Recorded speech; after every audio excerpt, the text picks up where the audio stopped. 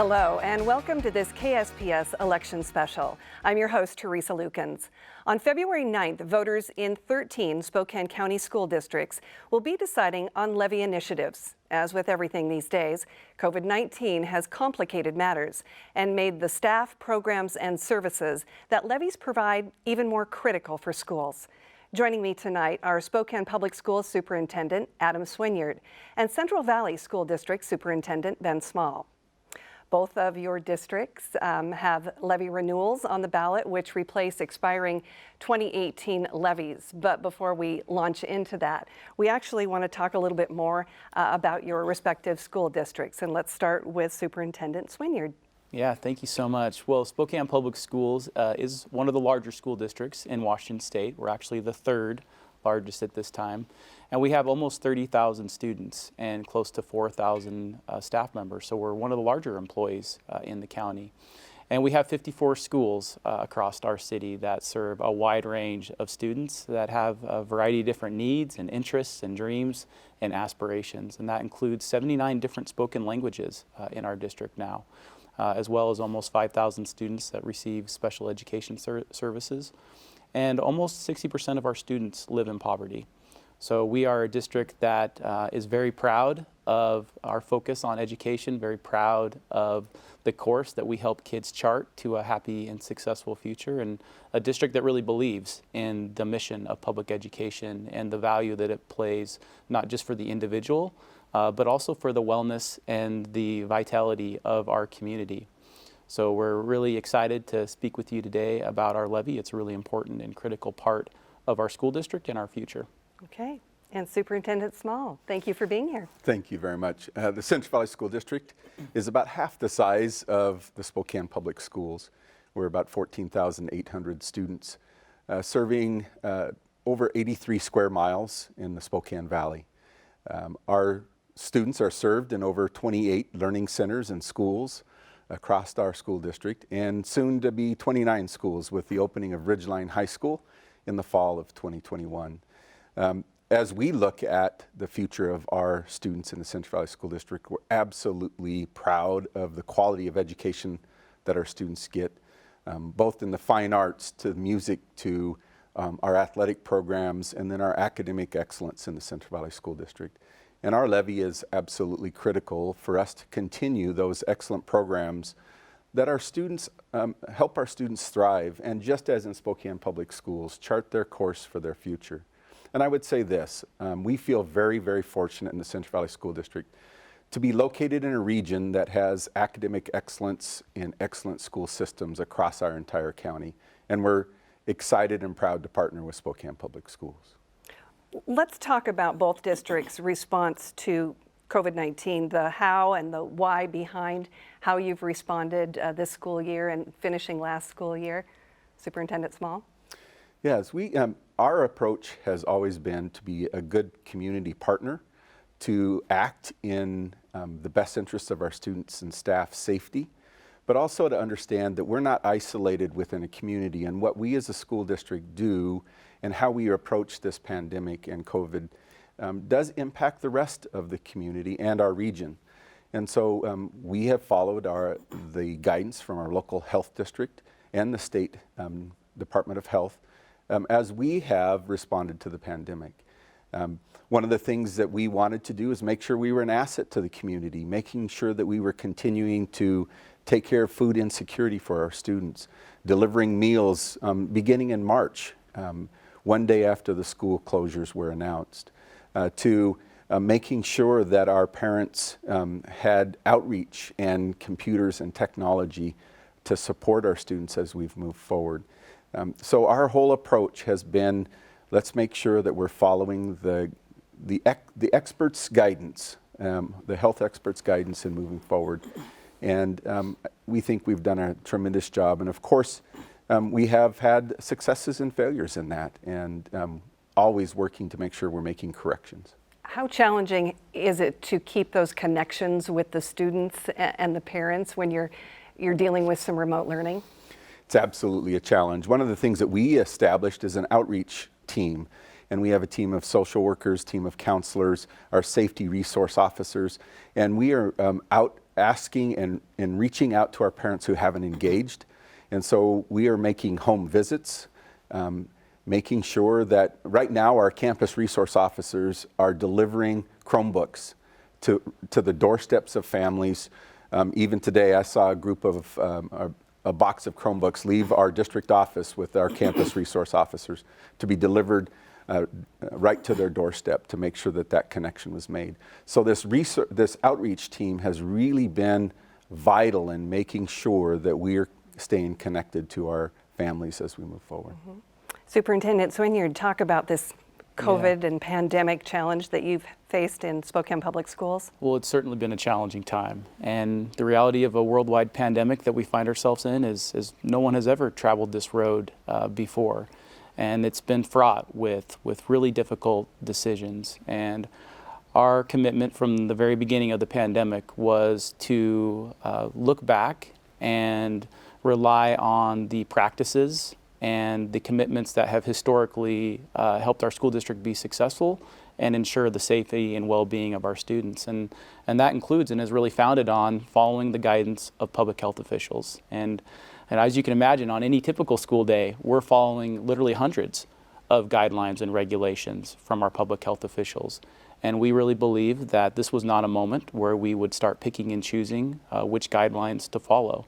So we've been steadfast in that commitment to work really closely with the Department of Health and the Spokane Regional Health District to chart the course forward. And there's been times that has frustrated and angered pro-open school advocates, and there have been times that has frustrated and angered closed school advocates. And we recognize that this has been a challenging time, and our staff have been committed to working really hard, and they're working harder than ever.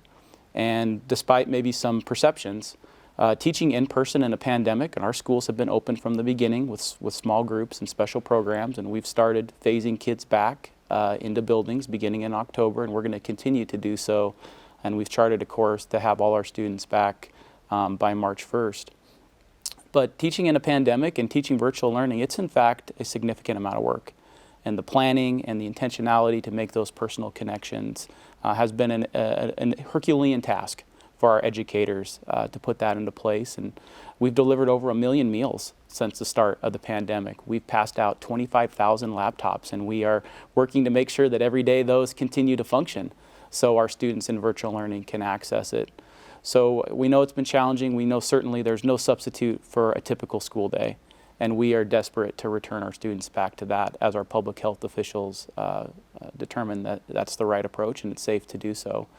And we've actually received some national recognition. The Bill and Melinda Gates Foundation has canvassed the country looking at different responses to the pandemic, and they let us know a month or so ago that our response has in fact been one of the best that they've seen, second to Miami-Dade County in Florida and right there with Denver Public Schools. So Spokane should be very proud of how we've responded to this. It's truly reflected all the best values and ideals of what make our school district special and what makes our city a special place to live. And the partnership with Central Valley School District is an example of that. Superintendent Small and myself, we speak almost on a daily basis to calibrate and make sure that we're both connected to the most updated information and the best thinking as we move forward each day, and have been forced to respond to a constantly evolving situation.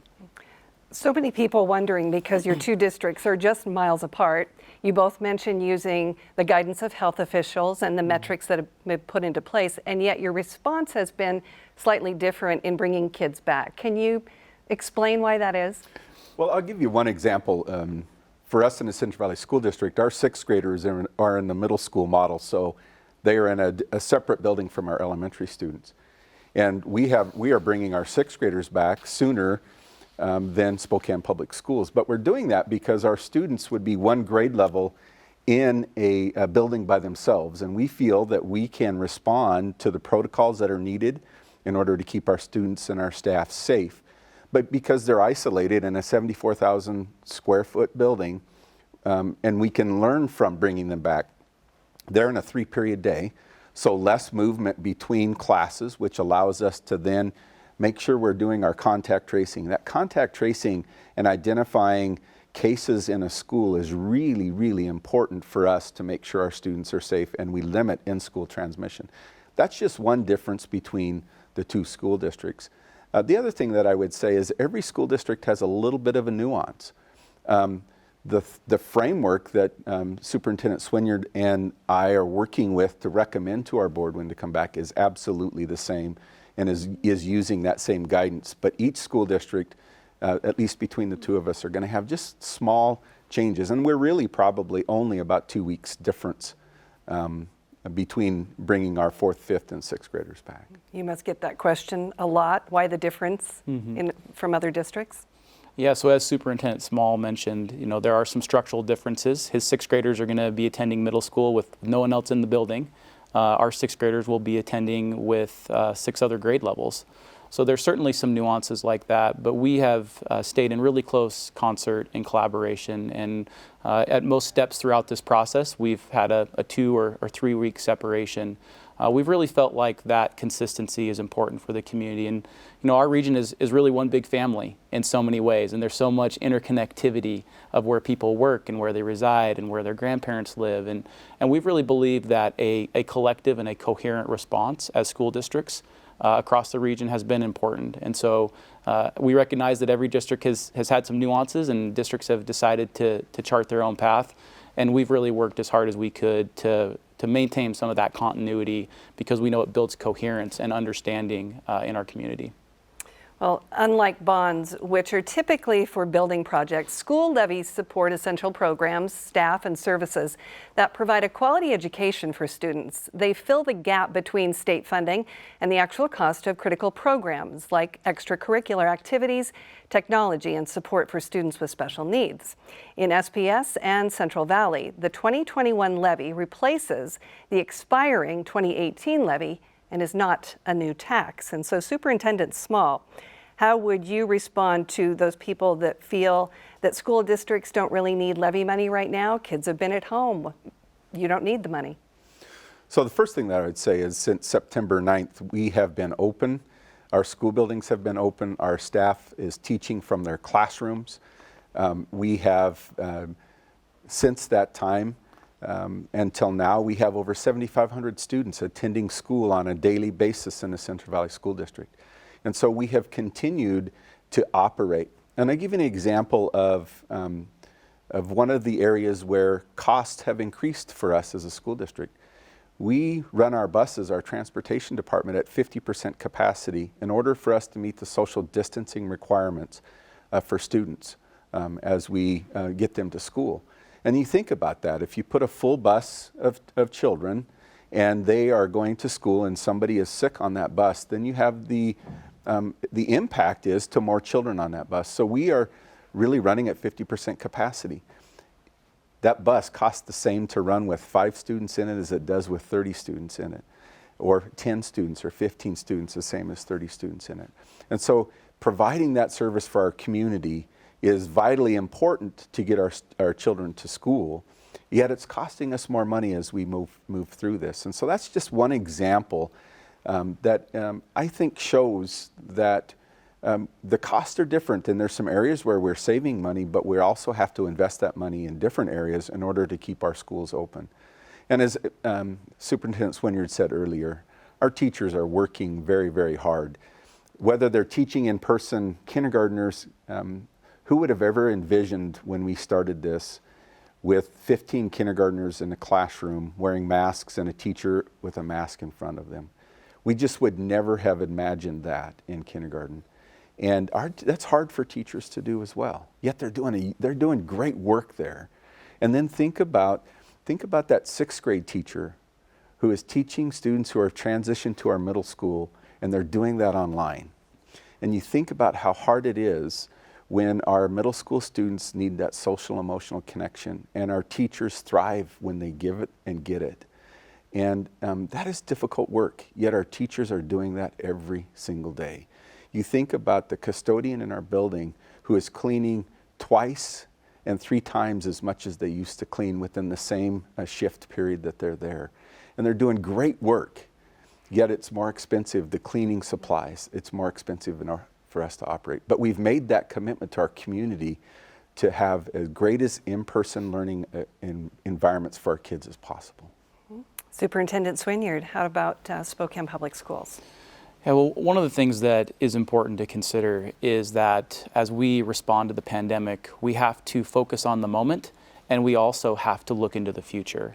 And our kids need us desperately right now. And as Superintendent Small mentioned, there are certainly cost savings associated with how we're doing school this year. But there have been cost increases, personal protective equipment, intervention services, technology. There have been costs to open our buildings, and there's been costs to maintain a distance learning environment. So the moment is important. The future is also critically important. And public education next school year is going to be critical, that we are absolutely at our best. That as we emerge from the pandemic and our students come back and we return to a typical school environment, it's critical that we maintain the programs, the services, the supports, the extracurricular activities, things that we know kids desperately need to recover from the pandemic, both from an academic perspective, but also a social and emotional perspective. This has been a hard time for everyone. And we desperately want our kids to return to the activities that we know that they love and that they need to develop and be well and be healthy, such as those extracurriculars, sports, band, choir. So I don't think we can understate enough how the moment is important, and we recognize that. We need to respond to it. But also we need to prepare for the future. And this levy is about the next 3 years of funding for our students and the experience that we can provide to them during that time. Let's get into more specifics when it comes to levy-funded programs. Zero in on some of the things that are those critical programs that the levy will fund. Absolutely. For us in the Central Valley School District, our levy funds extra teaching positions, right at about 30 extra teaching positions in our district. We have lower class sizes in kindergarten through 3rd grade. And we're able to do that because we augment state dollars with local dollars in order to decrease that class size. We believe that K-3 start to their education is just vitally important. And if we can give more attention to every child, then they're going to be more successful. And we've seen that going forward. We invest in early learning programs. If you look at the kindergarten readiness numbers in the Central Valley School District, they're some of the best in the state. So getting kids off to a great start in that early learning piece is huge. We also know that safety and security and the sense of children being in a safe learning environment, both emotionally and physically, is really important. And that safety, we have, in our last levy, we promised to add to safety staff in our district, and we've hired a new director of school safety and security who is really setting us about how it is we are doing a better job with safety in our schools. And both that physical safety, but also that emotional safety for us moving forward. Counselors, we hire about 8 extra counselors in the Central Valley School District in the state funds because we know that counselors play a huge role in the development of our children. And then I know, just as in Spokane Public Schools, during this time, nurses have been a critical part of our response to the pandemic. And in the Central Valley School District, the state funds roughly 3.5 nurses for 15,000. And we know that that is not enough to cover the needs of our kids. So we actually fund about 17 more nursing staff in our district. And Superintendent Swinyard. Yeah, so as we've referenced, the levy pays for critical programs and services, and it provides for those experiences that we know are so important and that our community has become accustomed to, our children experiences. Some of those programs and services are not only just core to our mission, some of them are ones that we're legally required to provide. And as Superintendent Small mentioned, nurses, for almost 30,000 kids, we receive enough funding from the state to hire 5 nurses. So 5 nurses for 30,000 kids. We have a lot of needs. A lot of students have diabetic needs. A lot of kids that have severe allergy plans, that having nursing staff in place to make sure that they can be safe and attend school consistently is critically important. And as Superintendent Small mentioned, counselors are funded by our local levy. But other things such as library, having that type of experience is funded by our levy, and advanced programs, intervention services, all really critical things that we knit together to provide kids that holistic experience, that safe experience, and an experience that can respond to their needs. Special education is a really good example. And in the state of Washington, we receive extra funding for every special education student because typically they require some extra services and support, and typically they're more expensive to educate.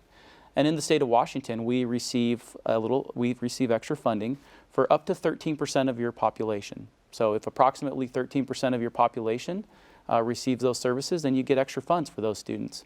After you go over that 13%, you don't get any extra funding, and that creates a gap.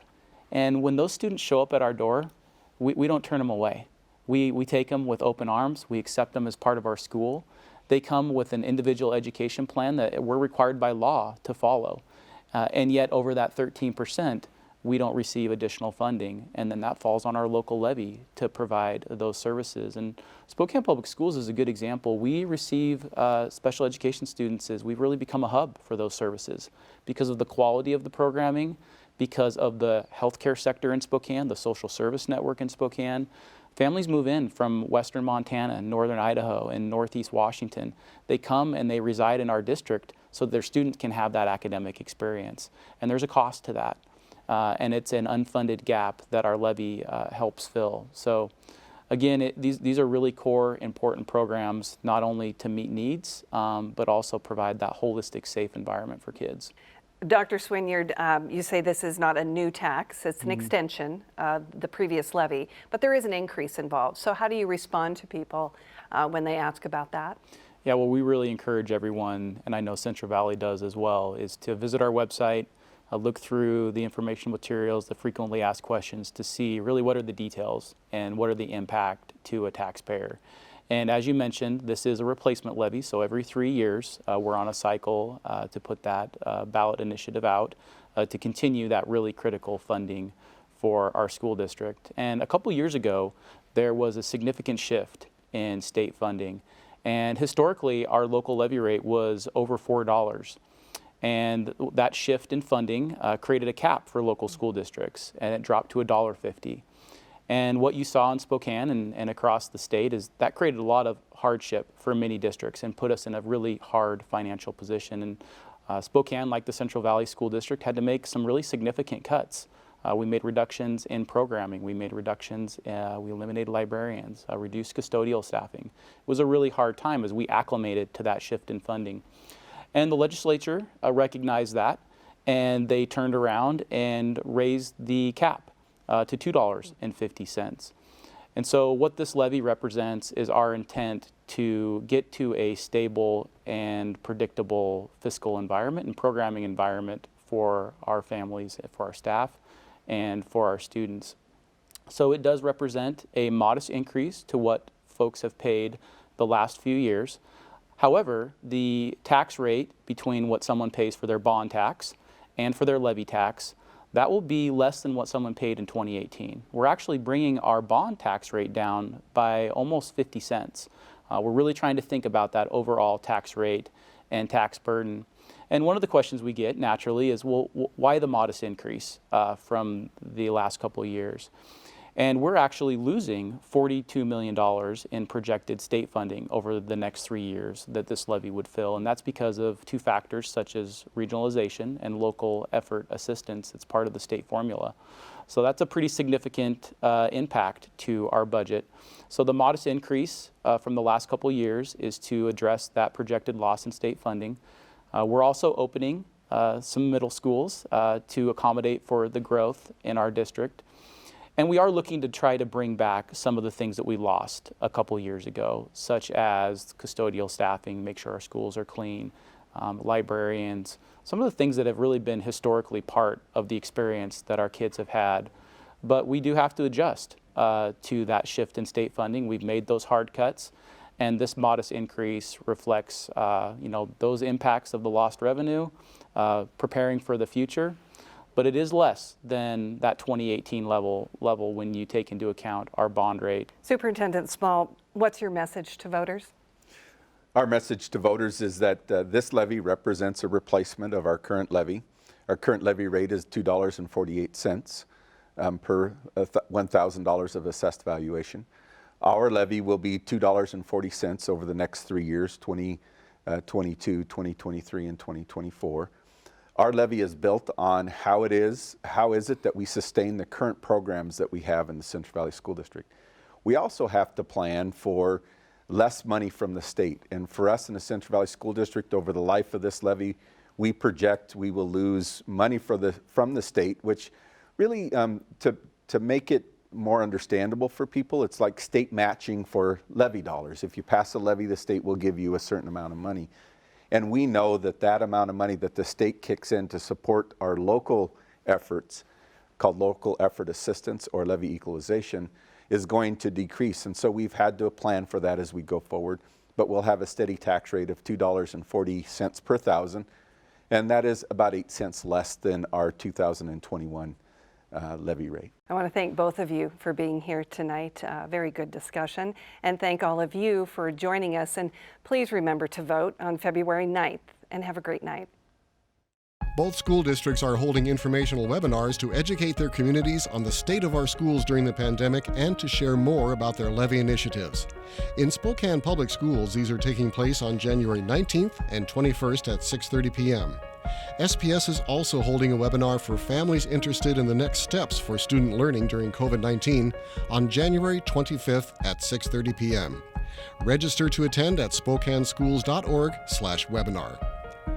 In the Central Valley School District, community members are invited to attend a webinar on January 19th at 4:30 p.m., January 21st at noon, or January 22nd at 8 a.m. Visit cvsd.org for details.